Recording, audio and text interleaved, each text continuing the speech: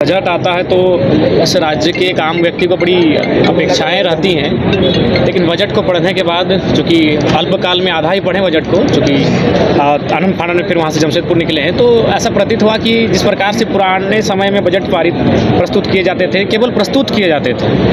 एक नया हम लोग आशा किए थे कि इस बार नया होगा। इस राज्य के युवा लगातार कुंठित भाव से है अपने आप को देख रहे हैं, तो हमारे हिसाब से लगा कि युवाओं के लिए विशेष कुछ होगा, लेकिन कहीं ना कहीं युवाओं के लिए विशेष कुछ नहीं है। इस बजट में मूल रूप से इनका जो लक्ष्य रहा, ये लक्ष्य यही रहा कि जो मैया सम्मान योजना जिसके माध्यम से सरकार में आई है, उस राशि को, उस सब्जेक्ट को, विषय को बचाने के लिए उन्होंने कहीं ना कहीं बजट को एक दिशा में मोड़ने का कार्य किया। सर, पेपर लीक के बारे में क्या कहना है? देखिए, पेपर लीक के बारे में मैंने पहले ही कहा है, जब तक आप जो सरकार अगर गंभीर नहीं होगी तो इसी प्रकार पेपर लीक होंगे। कभी जेपीएससी होगा, कभी सीजीएल होगा। अब तो 10वीं की परीक्षा, ये तो गनीमत है कि 10वीं से बोर्ड होता है। अगर 5वीं में बोर्ड होता तो 5वीं का पेपर ये लोग भेज देते। ये दुर्भाग्य इस राज्य का।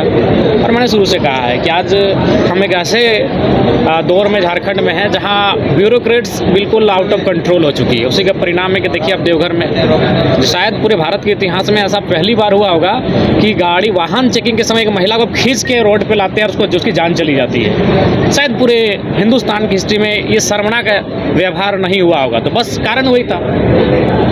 जयराम जी, युवाओं के लिए बजट में क्या होना चाहिए था आपकी दृष्टि से? देखिए, मेरे हिसाब से कम देखिए, ये सोच सकते हैं कि आप 100% अगर आप नियोजन नहीं दे पाते तो कम से कम आपको बहुत सारे ऐसे सब्जेक्ट थे, कुटीर उद्योग, लघु उद्योग, जहां लेके जाना चाहिए था। यही सरकार टेंडर की बात करती थी कि हम लोग 30 से 50 करोड़ तक का जो है स्थानीय संवेदकों को एसटी, एससी, ओबीसी आरक्षण के साथ देने का कार्य करेंगे। वहाँ भी फेलियर दिखी है। और पूर्व में जो उन्होंने एक वादा किया था कि जो स्नातक होंगे उनको 5,000 और जो स्नातक उत्तर होंगे उनको 7,000, कहीं ना कहीं उन विषयों पर, युवाओं के विषयों पर 5 लाख प्रति वर्ष नई नियुक्तियाँ, उन विषयों पर सरकार कहीं ना कहीं पीछे है। मंत्री जी ने तो जब बजट तो किताबों में बड़ी सुंदर, बोलने में बड़ी सुंदर, लेकिन जब वो धरातल पर हम जाते हैं और धरातल जब उस बजट का क्रियान्वयन होते हुए देख पाते हैं, तभी आप मानेंगे कि हाँ, ये मुस्कान वाला बजट है या फिर अबुआ राज में बबुआओं की झोली में चला जाएगा।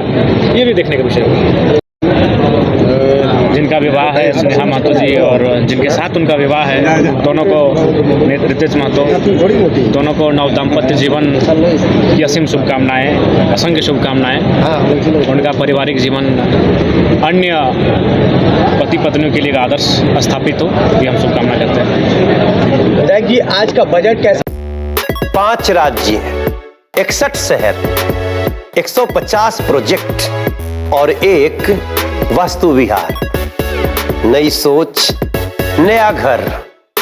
बनाए रखिए अपना प्यार, सेवा में है वास्तु विहार।